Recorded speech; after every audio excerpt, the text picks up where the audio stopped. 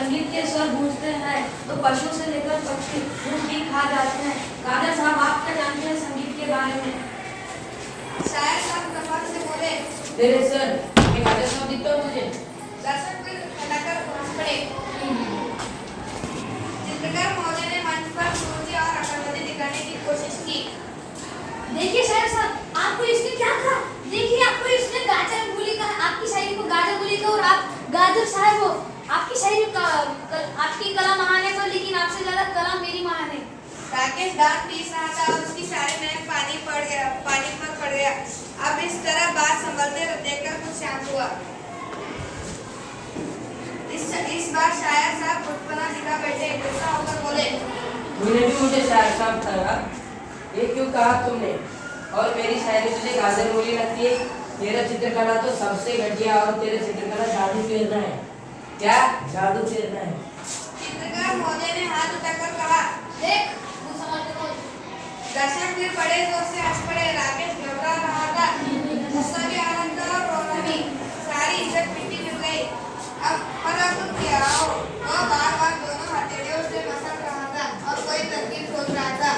इधर मंच पर तीनों जोरों से तू में हो रही थी। चित्रकार महोदय ने हाथ में कुर्सी पकड़े, आंखें नचा कर पटक कर बोल रहे थे।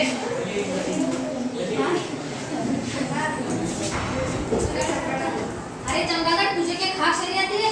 जबरदस्ती तुझे ये पार्ट दे दिया। तूने सारा गड़बड़ कर दिया। तूने मुझे चमगादड़ कहा? अरे आलू बुखारे, मेरी बातों से शायरी टपकती है क्या? शायरी और तेरे चित्रकला तो सबसे घटिया है। तुझे पार्टी नहीं देना था। दर्शक हंसी से लोटपोट हो जा रहे थे। संगीतकार महोदय कभी उन दोनों से लड़ते कलाकारों की हाथ बदलते, कभी दर्शकों की ओर। तभी तेजी से राकेश मंच पर पहुंच गया। सब चुप हो गए, सब पका गए। राकेश पहुंचते ही एक कुर्सी पर बैठा हुआ बोला, अरे एक दिन मुझे डॉक्टर के पास जाके हाथ करने में देर क्या हो गई? तुम सब तो लड़ने लगे। 2 दिन बाद हमारे रेट चले और तुम क्या तू मैं करके लड़ने लगे। और तुमको समझ में नहीं आता, मेरे स्क्रिप्ट में मैंने यही लिखा था क्या? आलू बुखारे, चमगादड़ से ये सभी लिखा था क्या मैंने? चित्रकार महोदय ने अकलमंदी दिखाई। अरे डायरेक्टर साहब, ये सब शुरुआत इन दोनों ने ही की थी। राकेश बात काटकर बोला, अरे मैंने तुम सब तक ये नहीं कहा था कि जब भी तुम रिहर्सल करो तो ये समझ के करो कि दर्शक सामने बैठे हैं। तुम क्या लड़ने लगे? अगर गलती हो गई तो वही से दोबारा शुरू कर देते। बात राकेश ने बहुत संभाल ली थी। पर्दा की आड़ में खड़े अन्य साथी मन ही मन राकेश की बुद्धि से प्रशंसा कर रहे थे। दर्शक सब शांत थे, बहुत चक्के थे।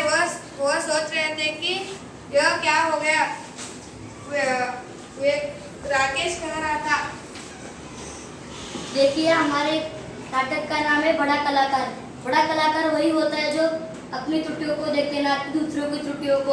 अपनी त्रुटियों को देख के अपनी त्रुटियों को संभाले, सुधारे। तभी राकेश की सरों पर पकड़ा गिर गया।